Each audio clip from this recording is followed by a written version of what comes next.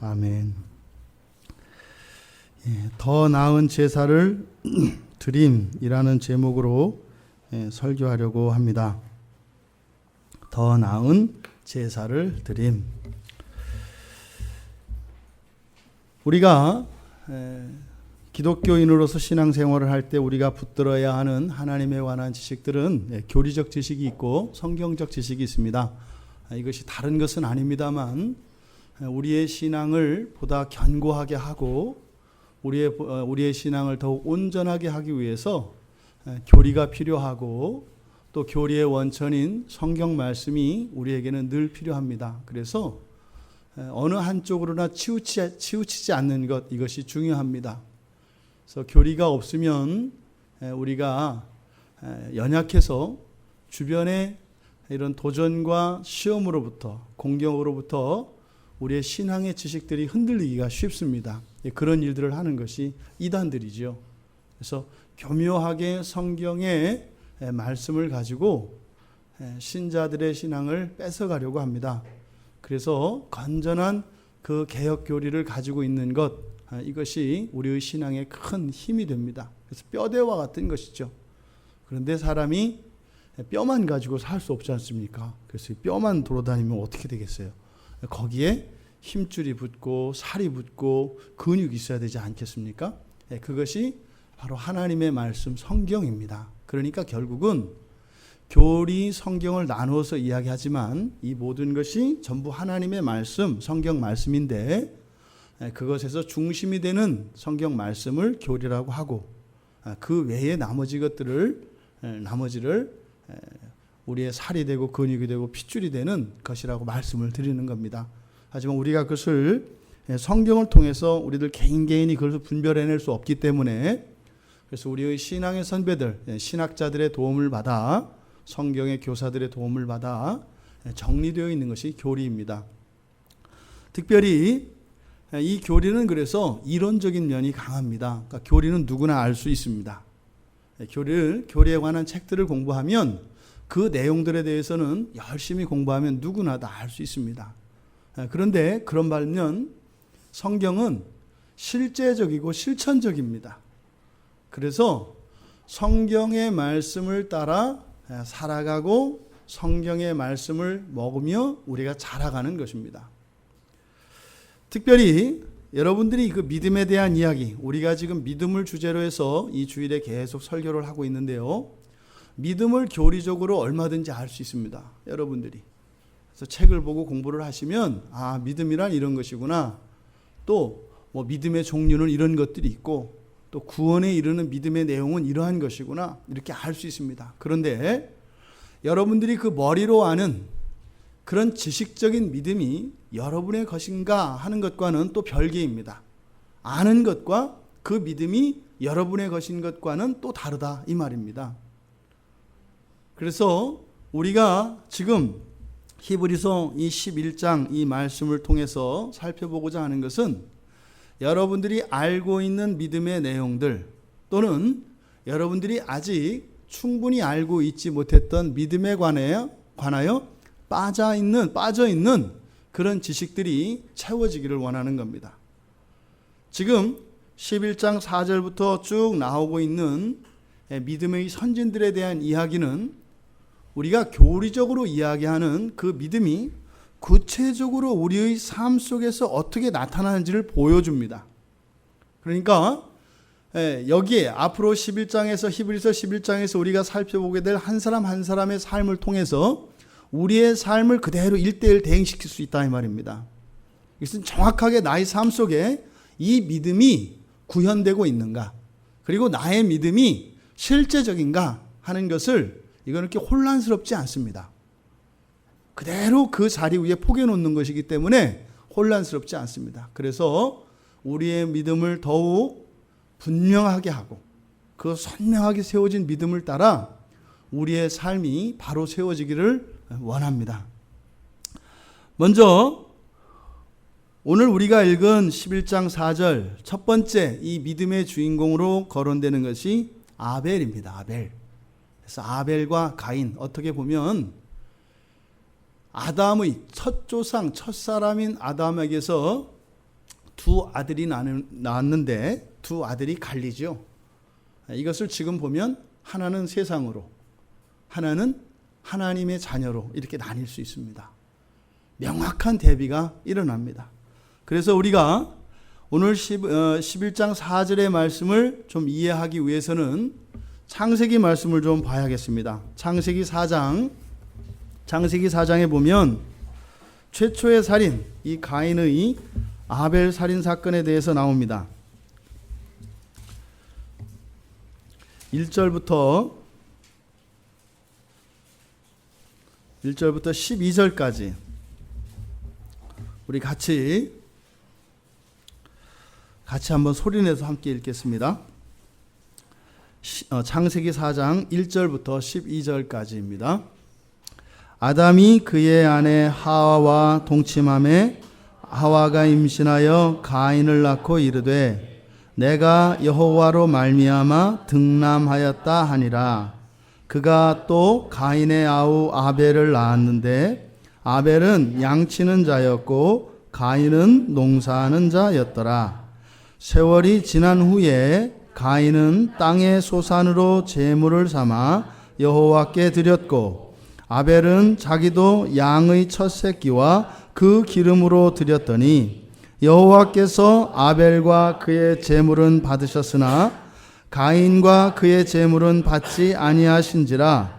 가인이 몹시 분하여 안색이 변하니 여호와께서 가인에게 이르시되 네가 분하여함은 어찌됨이며 안색이 변함은 어찌됨이냐.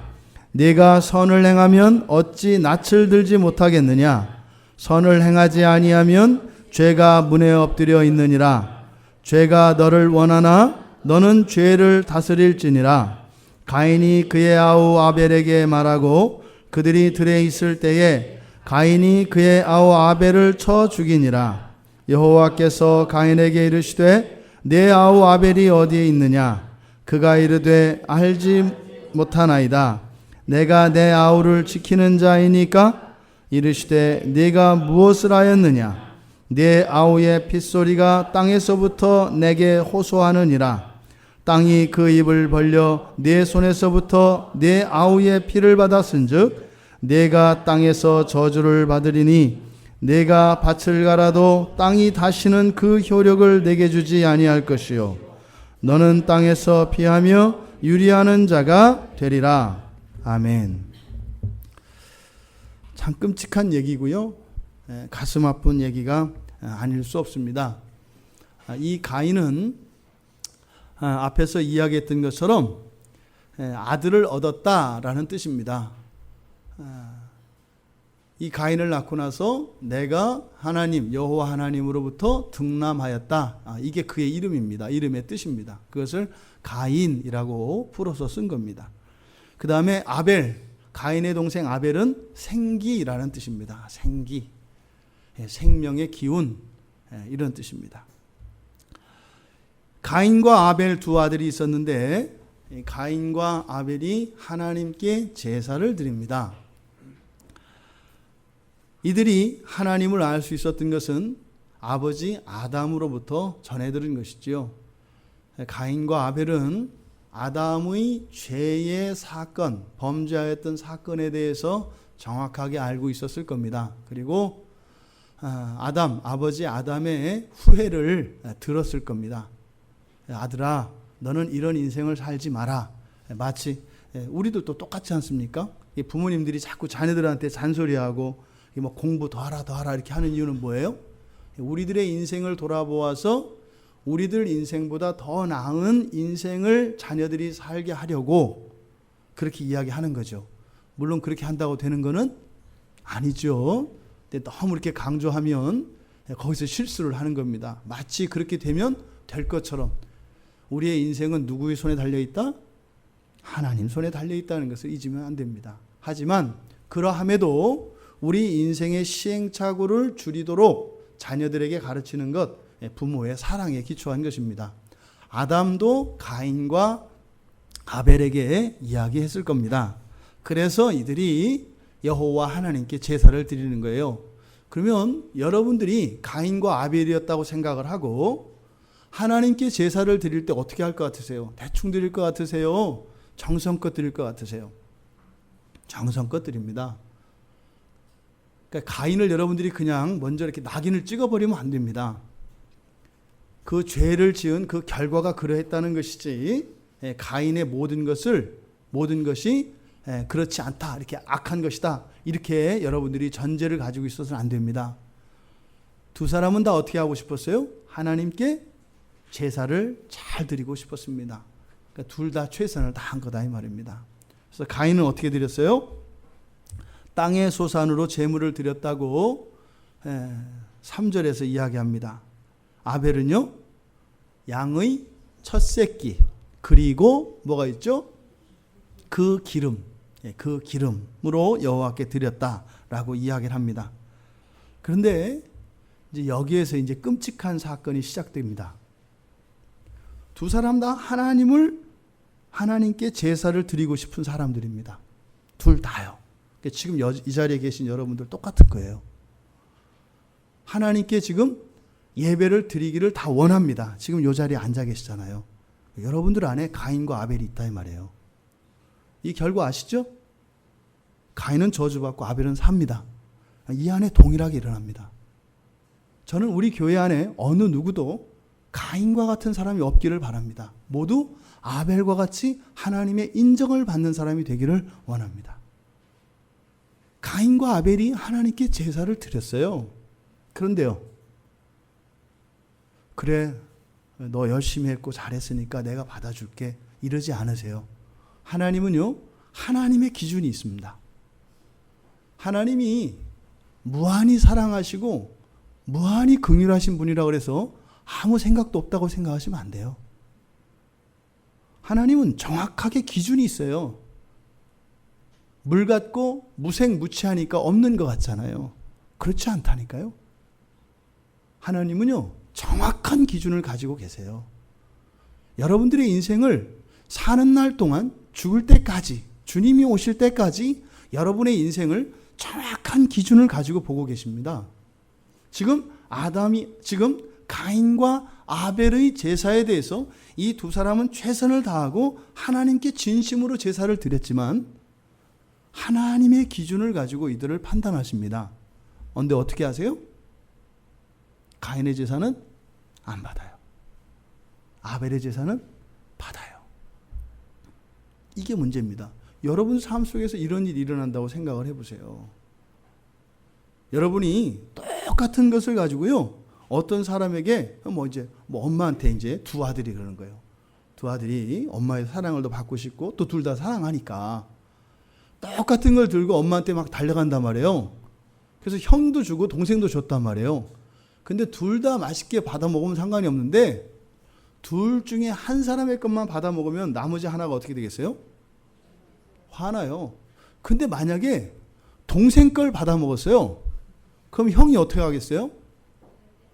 똑같은 일이 일어나요. 가인이 동생 쳐 죽인 것을 야, 인간이 왜 저래 이러지 마세요. 우리가 이래요. 그러니까 매우 정상적이니까 지금 가인과 아벨을 고대의 사람들이니까 그 원시인을 생각하시면 안 돼요. 뭐 이 동물 짐승 가지고 이렇게 돌도끼 들고 있는 구석기에 뭐 이런 거 생각하시면 안 돼요. 그런 건 어디서 가르치는 거예요? 진화론자들이 가르치는 거예요. 이때의 가인과 아벨이나 우리나 다르지 않다 이 말이에요. 물론 스마트폰 없었어요. 문명의 진전은 문명은 달랐지만 똑같은 사람이었다는 것을 여러분들이 잊으시면 안 돼요. 아니 가인이 형이고 아벨이 동생인데 하나님이 동생 걸 받은 거예요. 화가 나겠어요, 안 나겠어요? 나는 거죠. 지금 우리가 하나님께서 아벨의 제사는 받으시고 가인의 제사를 받지 않으신 것에 대해서 구약의 입장에서, 구약 성경에서 우리가 살펴볼 수 있는 두 가지 고려사항이 있습니다. 첫 번째는 이 가인의 제물과 아벨의 제물의 차이가 뭘까요? 출처가 달라요. 그죠? 가인의 제물은 어디 거예요? 땅의 소산입니다. 땅의 열매입니다. 아벨의 제물은요? 양의 소산이에요. 양으로부터 난 거예요. 그게 이제 첫 번째 차이점입니다. 그런데 문제는 가인과 아벨의 아버지 아담이 먼저 이미 사건을 크게 쳤죠. 무슨 얘기 하시는지 알죠? 이게 선악과 따먹은 사건을 말하는 겁니다. 이미 큰 사건을 쳐서 집에서 쫓겨난 상태예요. 그래서 창세기 3장 17절에 보면 뭐라고 하세요? 땅은 너로 말미암아 저주를 받는다라고 얘기를 합니다. 그래서 평생 수고해야 먹고 산다 그래요. 땅이 어떻게 됐어요? 저주를 받았다고요. 이 이야기가 가인과 아벨에게 전수됐을까요? 안 됐을까요? 됐다 이 말이에요. 분명히 됐어요. 요즘 부모 같지 않아요. 이때는 가르쳐줄 걸 정확하게 가르쳐줍니다. 하나님의 말씀을 한자도 틀리지 않고 빼놓지 않고 분명히 전수됐어요. 그러니까 땅은 어땠다? 저주받았다는 걸 알아요. 지금 가인의 재물은 어디에서 나왔습니까? 저주받은 땅의 소산입니다. 그러니까 애시당초 땅에서 나온 소산을 제물로 드릴 생각을 해야 할까요? 하지 말아야 할까요? 하지 말아야 해요. 왜요? 이미 땅은 저주받은 것이기 때문에요. 이 첫 번째가 바로 여기입니다. 아벨은 뭐예요? 아벨은 어떤 것으로 드렸어요? 생명의 것으로 생명을 드렸죠. 생명의 것으로 생명을 제물로 드렸잖아요. 그러니까 이것이 첫 번째 고려사항입니다. 두 번째는 첫 새끼라는 거예요. 가인이 하나님께 드린 이 제물에 대해서는 땅의 소산이라고만 이야기하고 있습니다. 근데 아벨의 제물은 거기에다가 첫 번째 거라고 하는 말을 붙입니다. 이 첫 번째 거라는 것은 원어적으로는 어떤 의미가 있냐면 권리가 포함되어 있어요. 첫 번째라고 하는 것은 이 첫이라고 하는 단어에는 권리가 포함되어 있다고요. 그러니까 첫 번째 것을 드렸다라고 하는 것은 어떤 의미예요? 하나님의 권리를, 하나님의 주권을 인정하는 행위가 돼요. 이 첫이라고 하는, 처음이라고 하는 의미가, 단어가 가진 의미가 그렇다 이 말입니다. 그러면 가인이 드린 이 제물, 땅의 소산인데 우리가 생각을 해보십시오. 가인이 좋은 걸 드렸을까요? 나쁜 걸 드렸을까요? 예. 이거는 상식이에요.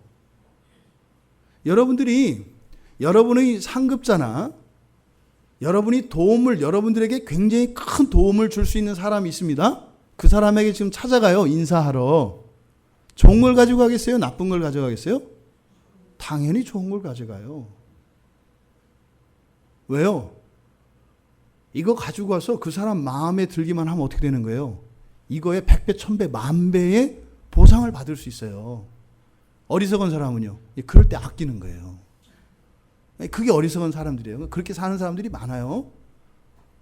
가인은 그렇게 어리석지 않아요. 하나님께 드리는 거니까 어떻게 하겠어요? 최고로 좋은 거 한단 말이에요. 우리 성경 공부할 때 이야기했습니다만 아시죠? 농산물이나 이런 목축에서 나오는 동물의 그 새끼들이나 첫 번째 거는 별로 안 좋아요. 집사님 그 과수원에서도 과수나무를 심으면 처음부터 안 먹죠.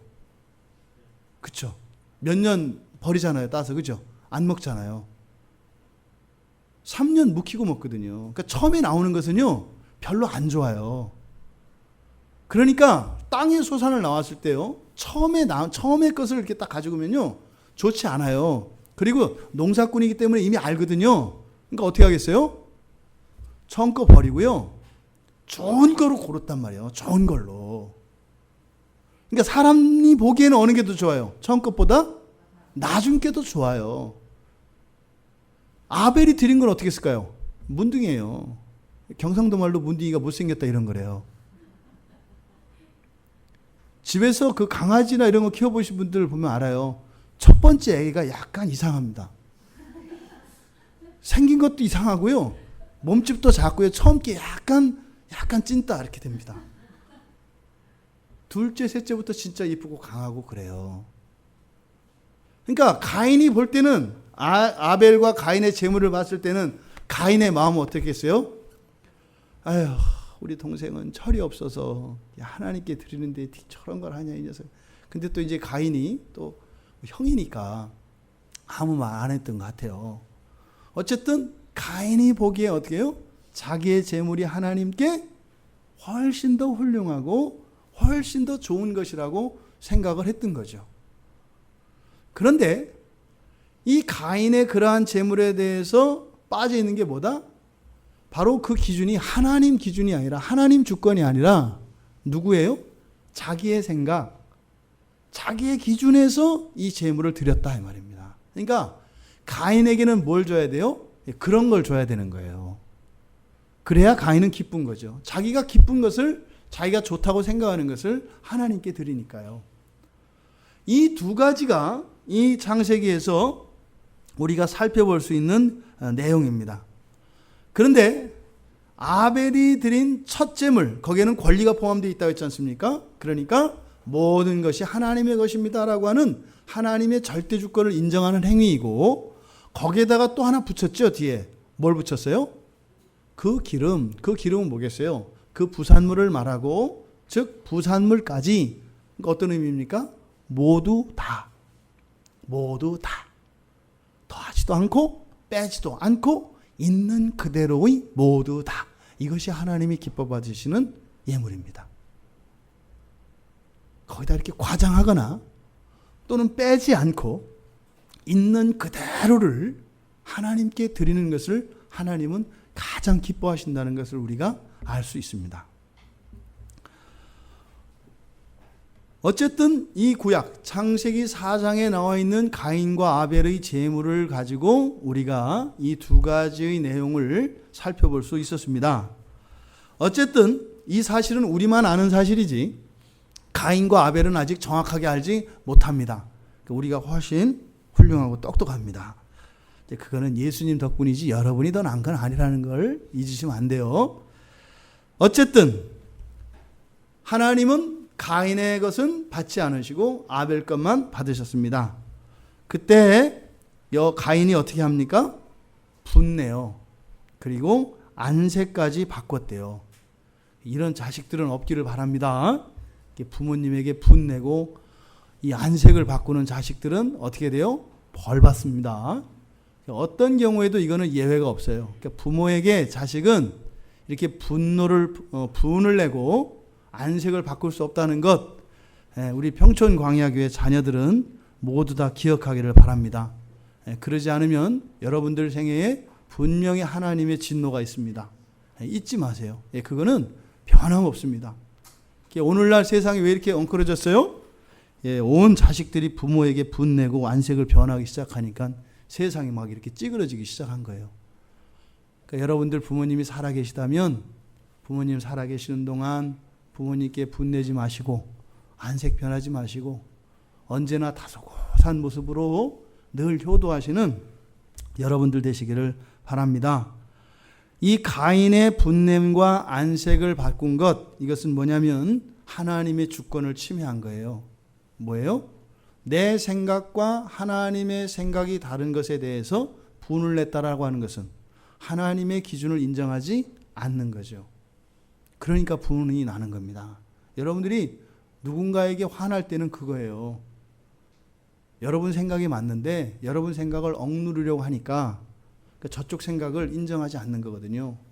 근데 이 권리라고 하는 것은 항상 옳고 그름으로 판단되는 게 아니에요. 이것을 잊으면 안 돼요.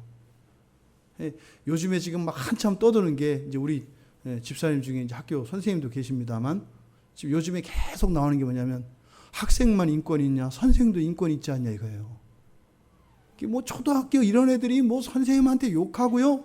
그런 녀석은 그냥 둘둘둘 말하다가 십자가에다 매달아서 한 일주일 굶겨야 돼요. 죽이면 안 되고 그래야 이 조직의 쓴맛을 알아요. 굶기는 거 장사 없거든요. 그냥 그래도 성질 안 꼬려 한 40일 굶기는 거예요. 그냥 죽을 때까지. 이게 지금 뭐라고요? 우리 그리스도인들 책임이라고 말씀을 드리는 거예요. 하나님 말씀 우리가 안 들으니까요. 그게 주권을 인정하지 않는 겁니다. 우리 청년들 제가 계속 반복하잖아요. 청년의 때는 언제다? 뭐 하는 때다? 배우는 때다. 따라하세요. 청년의 때는 배우는 때다. 해보세요. 세뇌시키려고 그러는 거예요. 청년의 때는 배우는 때다. 여러분 마음대로 실컷 살 수 있는 날이 많아요. 여러분 마음대로 사세요, 이 다음에. 근데 청년의 때는 배우세요, 그냥. 무조건 배우세요. 지금 안 배우면 여러분들 마음대로 살 때 완전히 인생 엉켜요. 지금 잘 배워놓으면 여러분들 마음대로 살 때 잘 살 수 있어요. 그러니까 어른들 말에 토달지 말고 무조건 따라서 배우는 연습을 하세요. 요즘 젊은 사람들에게 그런 게 없어요. 특히 어린 청소년들까지도. 우리 진수랑 혜림은 안 그럴 거예요. 그치? 어?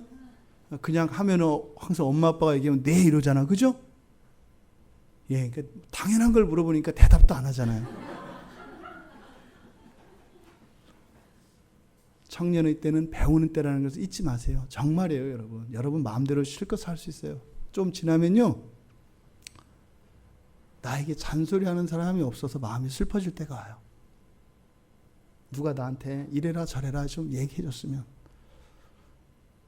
항상 혼자 들판을 혼자 걷는 것 같아서 외로울 때가 금방 와요. 그러니까 지금은 어른들로부터 선생님들로부터 부모님으로부터 잘 배우시기 바라요.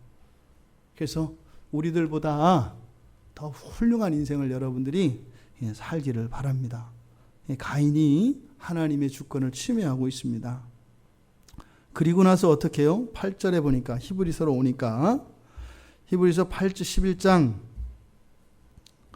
히브리서가 아니죠. 지금 구약을 보고 있죠. 창세기 4장 8절을 보면은 그 다음에 어떻게 해요? 가인이 아벨하고 이야기하는 장면이 나와요. 성경이 뭐라고 합니까? 가인이 그의 아우 아벨에게 말하고 그들이 들에 있을 때에 그의 아우 아벨을 쳐 죽이니라. 지금 가인이 아벨에게 이야기한다. 이건 뭐예요? 가인과 아벨이 서로 대화하고 있는 거예요. 뭔가를 지금 말하고 있는 거예요. 근데 그것과 그 다음에 가서 쳐 죽인 것과는 상관관계가 있을까요? 없을까요? 있는 거예요. 이 대화의 내용에 대해서는 성경이 정확하게 얘기하지 않습니다. 하지만 우리가 추론은 할 수 있죠. 어쨌든 이렇게 말하고 대화를 하고 그리고 나서 쳐 죽여요. 그 다음에 여호와가 가인에게 와서 묻습니다. 아벨이 어디 갔냐고요? 이미 죽이고 난 뒤였죠. 그 사실에 대해서 정직하게 이야기하고 있지 않습니다. 이건 무슨 말이에요? 하나님 탓하는 거죠. 이게 꼭 제 아버지 엄마 꼭 닮은 거예요. 뭐 하는 거예요? 선악과 따먹었을 때 핑계 대잖아요. 이것도 그대로 전수된 거예요. 이게 무슨 얘기예요? 하나님 때문이잖아요. 하나님 왜 내 성질을 건드려가지고 애매하게 내 동생만 내가 죽였는데 아깝잖아요. 지금 이러는 거예요. 핑계 대는 겁니다. 아담과 하와를 그대로 빼다 닮았어요. 그러니까 여러분 자녀들에게 있는 흠과 이런 잘못들은 누구 닮은 거예요? 예. 아니 제가 잘못 들은 것 같은데 엄마 아빠라고 한 거예요? 엄마라고 한 거예요? 엄마 아빠. 예. 잘못된 거는 대개 부모를 닮습니다. 부모들에게서 그런 거는 참 잘 배웁니다. 아빠도 포함됩니다. 예. 그런데 하나님이 뭐라고 하세요? 땅에서부터 아벨의 핏소리가 호소한다고 하세요. 그리고 가인에게 저주를 하십니다. 너무나 참 끔찍한 이야기입니다.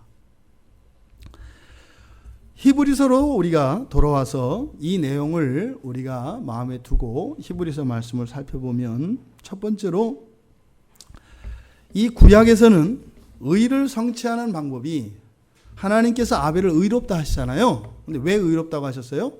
제사 때문이거든요. 근데 이 제사 때문에, 그러니까 제사는 행위인데 행위로 의롭게 되어진다는 것을 우리가 알 수 있어요. 그렇죠?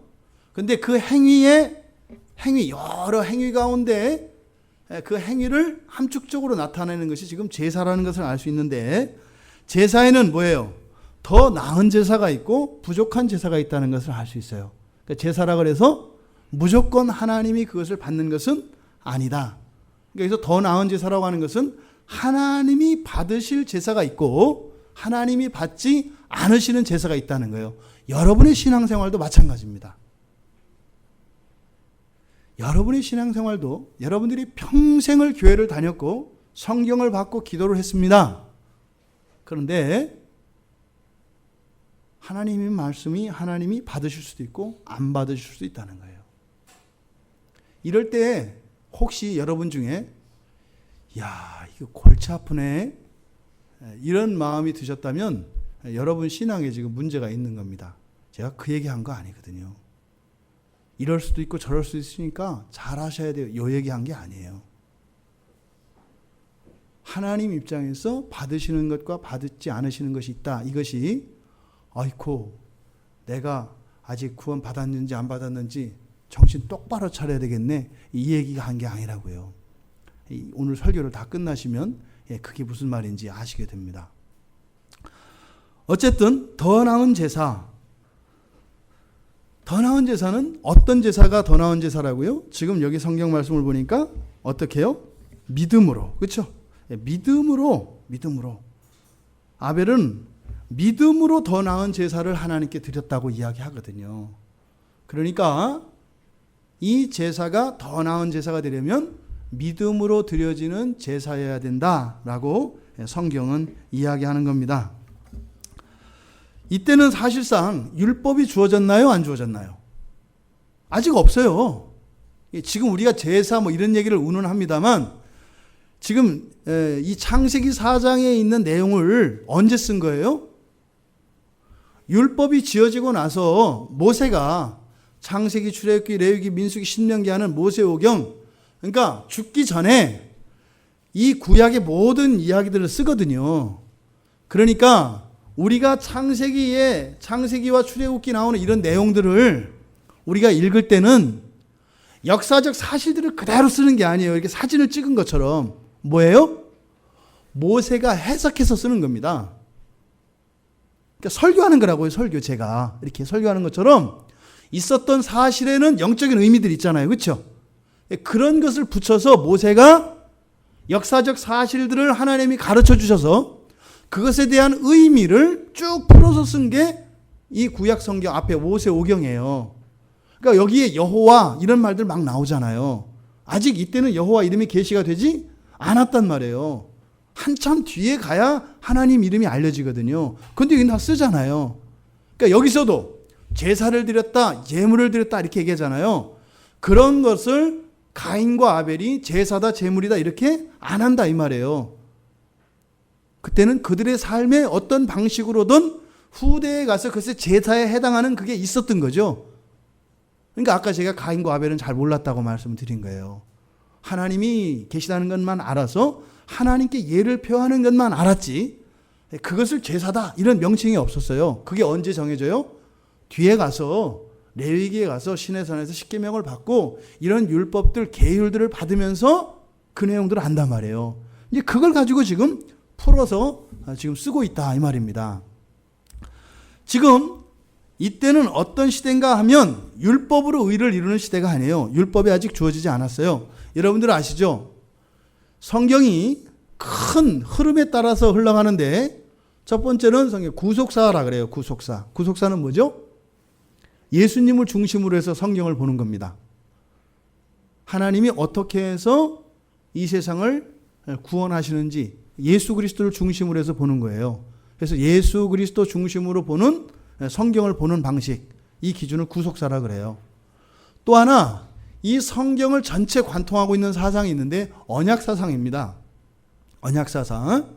그래서 이 언약사상이라는 것은 하나님과 우리 인간 사이를 어떠한 약속, 다시 말해서 계약으로 묶어놔서 하나님이 마음대로 할 수 없게, 그리고 우리가 그 언약 안에 있으면 이것이 견고하고 확실한 것이 되도록 한다 이 말이에요. 왜요?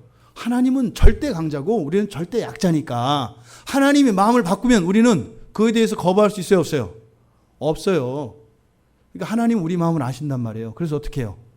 내가 절대자라 하더라도 변함없는 구원, 확실한 구원이라는 것을 가르쳐 주시기 위해서 뭐요? 계약서를 쓰신다고요. 이걸 뭐라고 한다? 언약이라고 한다. 그런데 맨 처음에 아담과 맺은 언약을 행위 언약이라고 합니다. 뭐라고 한다고요? 그러니까 무슨 말이냐면 뭐 하면 뭐 하는 거예요. 말 그대로. 왜냐하면 아담은 어떤 행위를 할 수 있습니다. 다시 말해 선악과를 따먹을 수도 있고 안 따먹을 수도 있다 이 말이에요. 아시겠죠? 안 따먹으면 어떻게 돼요? 영원히 사는 거예요. 따먹으면요. 정령코 반드시 죽는 거예요. 여러분들에게는 그 행위 언약이 적용될까요? 안 될까요? 안 돼요. 왜요? 여러분들은 무조건 따먹거든요. 일단 먹고 본다 이 말이에요. 왜? 또 다른 배가 또 있으니까. 일단 먹고 채워도 또 다른 거 먹고 싶은 게 있으면 먹을 수 있다라는 걸 알잖아요. 그죠? 그 아이스크림 배가 또 따로 있다는 걸 알게 됐대요. 일단 우리는 어떻게 해요? 먹고 본다고요. 그러니까 우리는 행위 언약을 지킬 수가 있어요? 없어요? 없어요. 예수 믿는 사람들을 말하는 게 아니에요. 지금 이 시대를 살아가는 예수 믿지 않는 사람들을 말하는 거예요. 근데 아담은 그 행위 능력이 있었습니다. 그걸 자유의지라고 하죠. 많은 사람들이 왜 거기다가 선악과를 하나님은 두어가지고 그거 따먹게 해가지고 인생을 꼬였는가 이렇게 얘기를 하는데 그 책임이 누구에게 있다고요? 아담에게 있다고요. 왜요? 여러분들과 아담을 동일시하면 안 돼요. 여러분들이 어떤 것을 죄를 이렇게 안 지을 때 여러분들이 죄를 안 짓는 거는 그냥 딱 안 짓는 게 아니죠? 할까 말까 하다가 안 하는 거잖아요. 근데 아담은 그런 거 없어요. 여러분 하고 참고 힘내서 안 하는 거지만 아담은 그렇지 않아요. 안 하기로 마음먹으면요 그냥 안 하는 거예요. 완전히 달라요 우리하고는. 그래서 요즘에 우리 언준이가 날로 새로워지고 있는데 스스로 되게 대견할 거라는 생각을 해요. 그렇지? 이러단 말이에요. 왜 이래요? 아담 이후에 완전히 원죄 아래 살아가는 인간이기 때문에 자기 주제를 잘 몰라서 그래요. 그래가지고 이렇게 되는데 어떻게 한 거예요? 왜 저런 얘기가 나올까요? 안에서 굉장한 갈등을 겪고 죄를 지을 수밖에 없었는데 안 한 거예요. 그러니까 앞만 봐도 기특한 거예요. 집에서 그렇게 키우는 고양이보다 더 이쁜 거예요. 그게 있죠. 그게 잘못되면 어떻게 이게 자만심이 돼? 굉장히 위험해. 왜냐하면 네가 갔던 길을 어른들은 다 지나왔다는 걸 잊으면 안 돼. 네가 선구자인 것 같지만 그 길은 여기에 있는 어른들은 다 지나온 길이야. 이게 저기 있어. 그러니까 그거를 대단한 걸로 여기면 안 돼. 그러니까 집사람들이 그냥 흐흐하고 칭찬하잖아. 왜 칭찬한 줄 알아? 다 지나왔기 때문에. 그걸 잊으면 안 돼요. 갔던 길을 또 가는 거지. 뭐 길을 새로 만드는 건 없다 말이야. 근데 우리들도 있잖아요. 또 뭐 원주님만 그래. 여러분들도 있잖아요. 그러잖아요. 바로 신앙생활하는 사람들은 어떻게 하다고요? 거울 앞에 서면 살짝 웃을 수 있는 사람이어야 한다고요. 흐뭇해서 표시 안 나게. 자랑은 하지 못하지만 그래 여전히 내 안에서 성령께서 역사하시는 것을 인해서 알 수 없는 웃음이 눈가를 싹 스친단 말이에요. 난 봤잖아요. 성령도 봤고. 근데 그런 거는 교만이라고 안 한단 말이에요. 오히려 그런 것은 우리의 믿음 안에 더 서게 하는 역할을 하죠. 이때 아담은 안 하기로 마음먹으면 안 할 수 있어요. 그러니까 지금의 상태로 아담을 생각하니까 아담으로 하여금 헷갈리게 하나님이 만드셨다고 생각하지만 아담은 전혀 그렇지 않아요. 100% 자기의 의지로 그를 따먹은 거예요. 0.0001%의 거부감만 있어도 안 따먹어요. 그때는 죄를 지을 수도 있지만 확실하게 안 지을 수도 있던 상태였다 이 말입니다. 그래서 아담과 맺은 언약을 무슨 언약이라고 한다고요?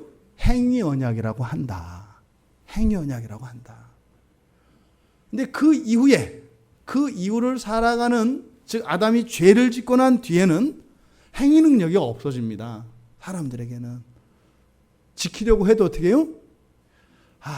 더 먹으면 안 되는데, 더 먹으면 안 되는데, 나는 앞에만 있으면 먹어, 이러면서 먹는 거예요. 그러면서 자꾸 그 저울에 자꾸 올라가고, 가기 싫지만 자꾸 올라가고 있는 나 자신을 발견하게 되잖아요. 그게 죄 아래 있는 인간의 모습이거든요. 그래서 그런 사람들에게는 어떤 언약이 주어져요? 은혜 언약이 주어지죠. 은혜 언약이라는 것은 우리에게 행위 능력이 없으니까 하나님이 대신 언약을 지켜주신다 이 말이에요.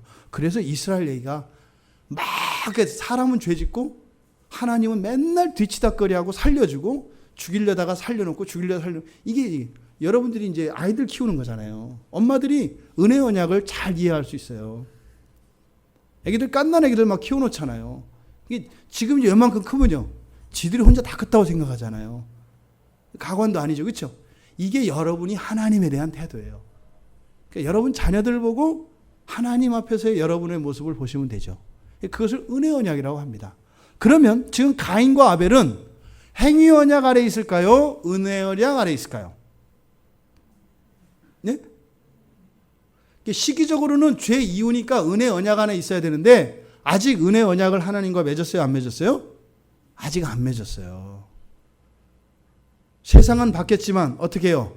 법은 이 행위 언약에 의한 법이 그대로 이어지고 있죠. 그래서 여기에 나온 아벨이 그 행위로 그 제사라는 행위로 의롭게 인정을 받는 거예요. 행위를 보고. 이해되시죠? 오늘날 이야기하는 믿음과 여기서 말하는 믿음으로 드린 제사는 달라요.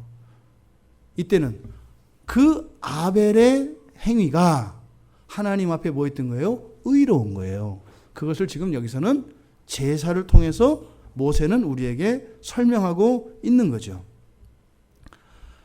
지금 가인도 나름대로는 최선을 다하고 더 나은 제사, 즉 하나님이 받으실 만한 제사를 드리려고 노력을 했을 겁니다. 최선을 다했을 겁니다. 그러니까 화나는 거예요. 이거는 하나님이 안 받으실 수 없어. 내가 봤을 때. 이거는 완벽해. 너무나 완벽해. 아벨은요. 약간 부족해. 자기가 봤을 때. 그런데 완벽한 내 제사는 안 받고 내 재물은 안 받고 약간 부족하고 모자란 아벨의 것을 받았어. 이럴 때 여러분 바꿔보세요. 여러분이 친구랑 시험 공부를 했어요.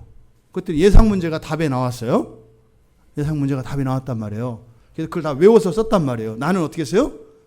모범 답안을 만들어서 외운 거를 완벽하게 썼어요. 그래서 그 같이 공부한 친구에게 물어봤어요. 너 어떻게 했어? 그랬더니 나 몇 개 빠뜨렸어. 네가 얘기해 줬는데 그거 왜 안 썼어? 생각이 안 나더라고. 그래서 빠뜨리고 쓴 거예요, 이 친구는. 그래가지고 이때 시험 성적표가 나왔습니다. 그때 이 친구가 막 와요. 막 고맙다고. 너 때문에 나 시험 너무 잘 봤다고. 그때 네가 써준 모범 답안 때문에 너무너무 시험 잘 봤다고. 너 어떻게 나왔대? A 뿔이 나왔대요. 그럼 나는 당연히 뭐예요? 그렇죠. 뭐 A뿔 이상 없으니까 그냥 당연히 A뿔 아니에요. 성적표도 안 봤단 말이죠. 근데 장학금을 얘가 받는 거예요. 나중에 봤더니 B뿔이에요. 이 학생이 어떻게 하겠어요? 교수 사무실로 바로 찾아가죠. 요즘에 또 엄마한테 전화한다 그래요. 이런 경우에요. 그러니까 가인이 화가 안 날 수가 없어요. 왜요? 지금 가인이 화를 내는 동기는 어디에 있어요? 너무나 최선을 다했기 때문이에요. 내가 할 수 있는 최선을 다했고 최상의 것으로 하나님께 드렸기 때문이에요. 잘했기 때문에 화내고 있는 거예요. 이 사람의 마음의 동기는. 그런데 그걸 하나님한테는 따질 수 없으니까 아벨에게 이야기를 하는 거죠. 그때 하나님이 아벨의 제사를 받았는데 우리가 창세기에서 보았던 것처럼 그 가인의 제물과 아벨의 제물을 두 가지로 나눠서 생각을 해봤지 않습니까? 그런데 그 사건에 대해서 신약 성경에서는 지금 여기 히브리서에서는 사도는 지금 뭐라고 얘기하는 거예요? 또다시 해석을 하는 거죠. 가인과 아벨이 하나님께 제사 드렸던 사건에 대해서 모세가 해석을 해서 구약 성경에다 기록한 거예요. 근데 그 사건을 이제는 보다 더 선명한 계시로 여기 히브리서 11장 4절에다가 사도가 또 그거를 다시 해석을 해서 최종판이에요. 이게 최종판. 이게 최종 개정판이에요. 이건 확정판. 다시 개정 안 돼요. 신약에 있는 거는. 그래서 확정을 지어서 해석을 해서 여기다가 써놓은 거다 이 말이에요. 근데 지금 이 히브리서에서는 뭐라고 했어요? 믿음 때문이라는 거죠. 더 나은 제사를 드릴 수 있었던 것은 무엇 때문이었다? 믿음 때문이었다라고 얘기해요. 그러니까 관점이 다르죠. 가인은 왜 실패한 거예요? 재물 자체에 의의 근거가 있다고 본 거죠. 그런데 하나님은 그게 아니죠. 재물을 물론 보시기는 보시는데 그 재물에 담겨 있는, 즉 재물을 완전하게 하는 그것은 무엇이다? 믿음이다라는 거예요. 그러니까 가인에게는 뭐가 빠졌다? 믿음이 빠졌다. 지금 어떤 상황이에요? 훨씬 더 좋은 겁니다. 훨씬 더 완벽한 겁니다. 우리가 보기에는 그것보다 못 미칩니다. 그런데 여기에는 믿음이 있었고 여기에 믿음이 없었어요. 어느 게 더 낫다? 믿음이 있지만, 더 열등하지만 믿음이 있는 것이 더 낫다. 이게 더 나은 제사라고 지금 히브리서 기자는 이야기를 하고 있는 겁니다. 그럼 여러분들은 가인의 제사를 드리고 싶으세요? 아벨의 제사를 드리고 싶으세요? 당연히 아벨이죠. 가인 이렇게 한 사람은 지금 설교 안 듣다가 갑자기 지금 둘 중에 하나 앞에 나온 걸 찍은 거죠. 잘못 찍은 거예요. 이때 뒤에 걸 찍었어야 돼요. 아벨의 제사를 드려야죠. 아벨의 제사를. 그렇죠? 아벨의 제사는 무슨 제사였어요? 믿음으로 드린 거라 했어요. 그럼 이 믿음으로 드리는 건 뭐냐? 이제 이건 또 제가 또 해석을 하는 거죠. 최종판을 제가 또 해석해서 이제 설교를 하는 거죠. 여러분, 믿음으로 제사를 드린 게 뭘까요? 믿음으로 한다. 믿음으로 한다. 알 듯도 하고 모를 듯도 한 겁니다. 믿음으로 한다. 그러면 내가 확신을 가지고 이거는 믿음으로 하는 거야 하면은 하나님이 감동해야 되는 건가요? 또 이런 것도 아니란 말이죠. 이게 또 애매하단 말이에요. 제가 정말 감사한 것 같아요. 하여튼 이 믿음 설교를 하면서 이 히브리서 11장을 이렇게 하여튼 묵상을 할 수 있게 되었고, 고민을 하고 정말 기도하면서 자다가도 막 깨요. 이 말씀이 안 풀리니까요. 자다가도 일어나서 앉아서 멍 하다가 말씀 생각하다가요. 쓸까 하다가 졸려서 그냥 다시 자요. 그러다가 또 이제 일어나서 뭐 이렇게 설교 준비하면 이렇게 되더라고요. 그러니까 너무 감사하죠. 우리가 여기서 믿음으로 하나님께 제사를 드린다는 것, 즉 아벨의 제사를 통해서 우리에게 지금 히브리서 기자는 교훈을 하려는 거예요. 그러니까 아벨을 통해서 우리가 배워야 할 것은 바로 믿음으로 제사한다는 게 뭔지, 즉 여기서 믿음이 뭔지를 우리가 발견할 수 있는 거죠. 가인을 따라하지 않았어요. 아벨은. 뭐라고요? 가인을 따라하지 않았다고요. 가인을 누구를 상징한다고 그랬습니까? 세상을 상징한다고 그랬죠. 세상을 따라하지 않았다는 거예요. 가인의 제사는 인간의 공로와 인간의 의로, 인간의 가치관으로 보아서 좋은 것으로 드리는 겁니다. 좋은 것에 있어서는 가인의 것이 더 좋아 보인다 이 말이에요. 창세기 4장 6절과 7절이 아까 말씀드렸던 것처럼 가인이 분노했던 것이 바로 그 증거라 그랬죠. 왜요? 열심을 다했다 이 말이에요. 우리 청년들, 제가 청년들 얘기를 자꾸 하는 건 여러분들을 사랑하기 때문이에요. 오해하지 마세요. 저는 우리 청년들이 절망할 수 있기를 바라요. 절망할 수 있기를 바라요. 생각보다 많은 어른들이 절망해 본 적이 없어요. 생각보다. 근데 여러분들은 꼭 절망해 보기를 바라요. 정말 이 세상이 끝난 것 같고 소망이 없는 것 같고 그런 절망을 해보기를 바라요. 근데 그 절망은 누가 하는지 아세요? 최선을 다해본 사람만 절망해요. 최선을 다했는데 그 결과가 예상과 달랐을 때 그때 절망해요. 여러분들이 지금까지 여러분 안에 그런 절망을 경험해보지 못한 사람은 최선을 다하지 않았기 때문이에요. 그런 사람들 어떤 생각을 가지고 있냐면 내가 마음만 먹으면 언제든지 할 수 있다 이런 생각해요. 근데 그 마음은 죽을 때까지 못 먹어요. 절망할 수 있는 여러분들이길 바라요. 그런 의미에서 가인은요, 인간적으로 되게 훌륭한 사람이에요. 인간적으로는. 왜요? 그 절망 속에서 그러면 어떡하란 말이야? 이렇게 되는 거거든요. 다 했는데 내가 할 수 있는 거 다 했는데, 내가 알고 있는 제일 좋은 걸로 다 했는데, 그럼 나는 어떻게 하란 말이야? 할 수 있는 게 뭐겠어요? 분노하는 것밖에 없어요. 왜? 나에겐 책임이 없으니까. 여러분들이 그렇게 절망할 수 있는 여러분들 되길 바라요. 가인처럼 되라는 얘기는 아니에요. 그것만. 가인의 제사는 분명히 저주받은 땅의 소산이었지만 보기에는 너무나 좋았을 거예요. 그래서 원래 세상의 열심은 그런 겁니다. 사람들한테 인정을 받을 만해요. 사람의 열심을 우습게 보면 안 된다고요. 존경받을 만하고 인정받을 만해요. 그런데요, 하나님이 그걸 인정하지 않으시니까 화가 나는 거예요. 지금까지 내가 한 건 뭐예요? 이런 거예요. 여러분들도 교회를 섬기면서 그런 일이 있거든요. 다 했는데 인정 안 해주는 것 같아요. 내가 어떻게 섬겼는데 이게 뭐야? 똑같이 그런 일들이 일어나거든요. 어떻다? 그런 사람은 훌륭한 사람이다. 그런 절망, 그런 분노를 할 수 있는 사람은 어떻다? 훌륭한 사람이다. 그런데 그것으로 그치지 말고 어떻게 하라? 아벨의 제사로 도약해라. 제일 좋은 건 뭘까요? 믿음으로 드리는 가인의 제사예요. 가인의 제사냐 아벨의 제사냐가 아니라 믿음으로 드리는 가인의 제사, 이게 최고입니다. 근데 이런 사람들은 극히 드물기 때문에 그렇게 얘기 안 하는 거예요. 그냥 아벨 덜 돼도 믿음으로 이렇게 얘기를 하는 거죠. 여러분들은 최선을 향해서 최상을 바라보고 가기를 바라요. 여러분 한번 생각해 보실래요? 가인이 어떨 것 같으세요? 어떤 아들이었을 것 같으세요? 여러분 잊으시면 안 돼요. 아담은 하나님이 창조한 최초의 인간이죠. 가인은요?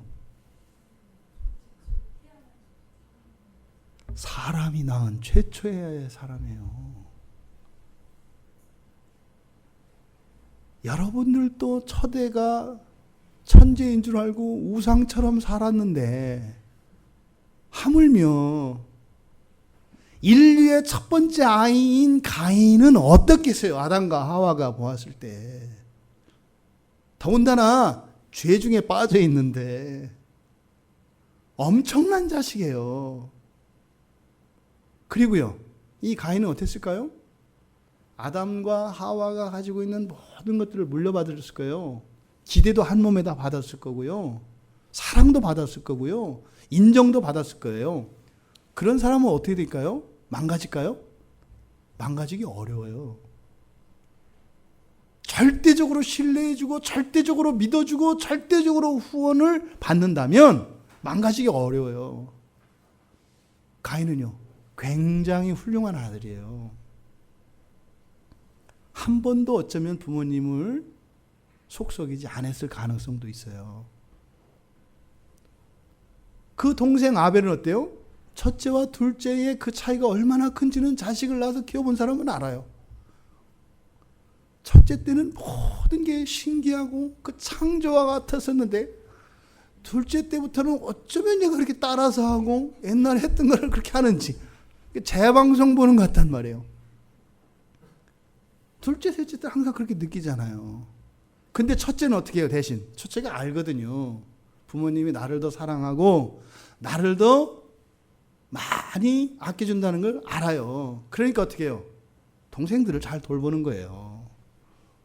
첫째가 동생들을 잘 안 돌봐요. 왜 그런 거예요? 첫째가 그걸 못 받은 거예요. 못 받은데 받은 게 가인처럼 이런 거예요. 내 거 안 받고 아벨 거 받으면 화난다니까요. 우리 애들이 동생을 가끔 몰래 데리고 와서 때리고 이렇게 한다면 지금 이 가인과 아벨의 사건이 일어나고 있는 거예요. 그 집안에. 그러니까 지금 이 가인은 아주 정상적으로 잘 자란 아들입니다. 그러니까 아벨을 어떻게 했을 것 같으세요? 잘 돌봐줬어요. 지금까지는. 사랑하고 아껴주고 도와주고 좋은 거 있으면 갖다 먹이고 분명히 가인이 그랬을 거예요. 왜요? 훌륭한 사람이니까요. 가인은 부모에게 너무나 훌륭한 사람이거든요. 그러니까 동생들을 돌보고 했을 거다 이 말입니다. 그런데 가인이 이렇게 더 나은 제사를 드렸다는 것은 결과고, 가인이 그러니까 제물을 준비할 때 아벨이 옆에서 보고 있지 않았겠어요. 그럼 동생이 되게 어떻게 해요? 따라한다고요, 형을. 왜요? 더군다나 완벽한 형이거든요. 왜? 엄마 아빠한테 이미 인정을 받은 공인된 형이거든요. 그럼 동생은 형을 최대한 똑같이 따라하는 게 제일 잘하는 거예요, 동생은.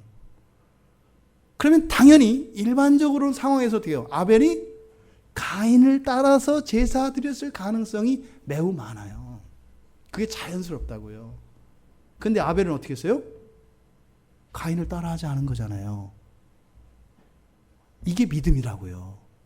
뭐예요? 그동안 아벨이 살아왔던 삶의 방식과 완전히 다른 것으로 지금 제사를 드리고 있는 거예요. 그토록 존경하는 형, 완벽한 형, 형처럼만 하면 잘하는 거라고 생각했던 아벨이 요 제사 드리는 부분에 있어서만큼은 그렇게 안 한 거예요. 저건 아닌데 하는 생각이 들었던 거예요. 그리고 감히 형과 다른 길을 딱 걸은 거예요. 바로 믿음은 이런 겁니다. 가인을 따라하지 않는 거예요. 이 세상을 따라가지 않는 거예요. 두 번째로는 지금 보면 아까 우리가 말씀에서 읽었던 것처럼 가인이 아벨을 쳐 죽이기 전에 어떤 사건이 있었어요? 가인과 아벨이 서로 대화하는 얘기가 있었죠. 이야기했다 그랬죠. 하나님께 가인이 거절받았습니다. 그리고 가인이 지금 아벨을 찾아간 거예요. 그리고 이야기를 하는데 무슨 얘기를 했겠어요? 그 8절에서 분명히 여호와께 드린 제사에 대한 얘기를 했을 거예요. 어쩌면 뭐 그럴 수 있지 않겠어요? 너 왜 그렇게 그거로 예물 드려가지고 형 제사를 망가지게 해? 뭐 이렇게 얘기할 수 있지 않겠어요? 네가 안 했으면, 네가 나 똑같이 따라 했으면 하나님이 똑같이 받았을 거 아니야. 네가 그렇게 하는 바람에 형 못 받았잖아. 이렇게 얘기했을 가능성도 있어요. 충분히. 아니면은 꾸지람 하실 수도 있죠. 아니면 무시할 수도 있어요. 응? 네가 말이야. 이거 뭐 이런 게 뭐라고 말이야. 이렇게 막 그럴 수 있어요. 어쨌든 그 제사에 관한 이야기는 분명히 있었을 거다. 근데 이 둘 관계가 어떻다? 좋은 형제 관계라는 것을 잊으시면 안 돼요. 그러니까 어떻게 바로 죽이지 않았잖아요. 뭐 했어요? 얘기했단 말이에요. 이야기했다는 것에는 많은 것이 함축되어 있습니다. 어떻게 한 거겠어요? 지금 얘기를 해서 설득을 했겠죠. 가인 입장에서. 그리고 이렇게 시시비비를 가렸겠죠. 이렇게. 그리고 가인의 이치가 맞았을 가능성이 많아요. 이렇게 얘기해보면. 근데 아벨이 하는 대답은 뭐였겠어요? 하여튼 난 그거 싫었어. 뭐 이런 거죠. 왜? 몰라. 나는 그냥 양 새끼로 그냥 드리고 싶어서 하나님께 그뿐이야. 왜 그랬는데? 나도 모른다니까. 똑같은 대답 계속하면 어떻게 돼요? 근데 나중에 어떻게 돼요? 쳐 죽이는 거예요. 그 전에 어떻게 했겠어요? 가인이 아벨한테 협박하지 않았겠어요? 경고했을 거예요. 너 진짜 내 말 안 들어? 이러면 너 내가 한 대 때린다? 형 근데 내가 형 말 따르려고 하는데 그렇게 안 돼. 왜? 나도 몰라. 뭘 몰라 하면서 딱이 한 대 올라왔겠죠. 근데요, 나중에는 끝까지. 사람이 갑자기 이렇게 살의를 느끼지는 않거든요. 더군다나 사랑하는 형제 사이에. 그러니까 여기는 간단히 지금 얘기했지만은 엄청난 감정의 진전이 계속 일어난 거예요. 그러다 어떻게 미움이 싹트겠고요. 그것이 결국에는 어떻게 해요? 살인으로 간 거죠. 여기 짧게 썼지만 여기에는 저는 그렇게 생각을 해요. 왜요? 가인이 그렇게 나쁜 사람이 아니라니까요. 인간적으로. 분명히 이 아벨에게 끊임없이 설득하고 이야기하고 하는 일이 있었을 거다 이 말입니다. 근데요, 설득되지 않았어요. 겁먹지도 않았고요. 회유되지도 않은 겁니다. 그러니까 바로 믿음이라는 것은 그런 겁니다. 아무리 더 우월한 것 같고 아무리 더 좋은 것 같고 또 그것을 하지 않으면 나에게 위험이 닥칠 것 같은 두려움이 들어도 끝까지 세상을 따라가지 않는 거예요. 그러니까 가인을 따라가지 않는 것, 세상을 따라가지 않는 것이 믿음이고, 또 믿음은 뭐예요? 끝까지 변절하지 않는 것, 그것이 믿음입니다. 하나님께 의롭다 인정받은 그 아벨의 믿음이 여러분에게도 있기를 바랍니다. 그래서 이 아벨이 어떻게 해요? 하나님으로부터 의로우신 자라 하는 증거를 얻었습니다. 바로 행위가 의의 기초가 되어지는 이 행위언약 시대에서 아벨은 그 행위로 하나님으로부터 의롭다 인정을 받은 겁니다. 그런데 그들의 행위에 대해서 신약 성경에서 정확하게 또 이야기합니다. 우리가 금요일 날 쭉 살펴보았던 요한일서 3장 12절에 보면 가인과 같이 하지 말라. 그는 악한 자에게 속하여 그 아우를 죽였으니 어떤 이유로 죽였느냐? 자기의 행위는 악하고 그의 아우의 행위는 의로움이라고 얘기합니다. 제가 가인을 미워하는 것처럼 좋은 사람이라고 이야기하고 훌륭한 사람이라고 이야기했지 않습니까? 사실이란 말이에요. 그런데 그의 모든 행위는 어땠다고요? 악했다고 요한 사도가 이야기해주고 있어요. 아벨은요, 그의 모든 행위가 의로웠다고 이야기를 합니다. 누가 누구를 죽였나요? 악한 가인이 의로운 아벨을 죽였습니다. 누가 살고 누가 죽었어요? 가인이 살고 아벨이 죽었습니다. 그런데 하박국 2장 4절에 보면 의인은 그의 믿음으로 말미암아 산다라고 해요. 이 말씀을 갈라디아서 3장 11절, 히브리서 10장 38절에서도 인용을 합니다. 의인은 어떻게 산다고요? 믿음으로 인해서 산다고요. 죽어도 산다고요. 그런데 구약의 역사에서는 아벨이 죽었지 않습니까? 그런데 히브리서 11장 4절 끝을 보니까 뭐라고 해요? 그가 죽었으나, 의롭다 인정을 받고 그가 죽었으나 그 믿음으로써 뭐 한다고요? 지금도 말하느니라. 현재 시제는 뭘 나타내나요? 계속되는 걸 나타내요. 아벨이 지금도 살아있답니다. 악인인 가인은 살고 의인인 아벨이 죽은 줄 알았는데요. 반대로 가인은 죽었고요. 아벨은 지금도 살아서 말하고 있다고 지금 얘기하고 있는 거예요. 거짓말인가요? 거짓말 아니에요. 하나님의 말씀이거든요. 아벨이 살아있대요. 왜요? 믿음으로 말미암아서요. 아벨이 지금도 말한다, 살아있다. 이것은 무엇이겠습니까? 그 영혼이, 아벨의 영혼이 살아있어서 부활의 날을 기다리고 있다라는 의미가 되겠죠. 예수님께서 마태복음 25장 46절에서 의인들은 영생을 누릴 거라고 해요. 아벨은 영생을 누릴 겁니다. 지금도 영생을 누리고 있죠. 온전하진 않죠. 몸이 없으니까. 몸의 부활을 기다리고 있죠. 가인은요, 죽였던 가인은 죽고 죽은 아벨은 믿음으로 살았다는 겁니다.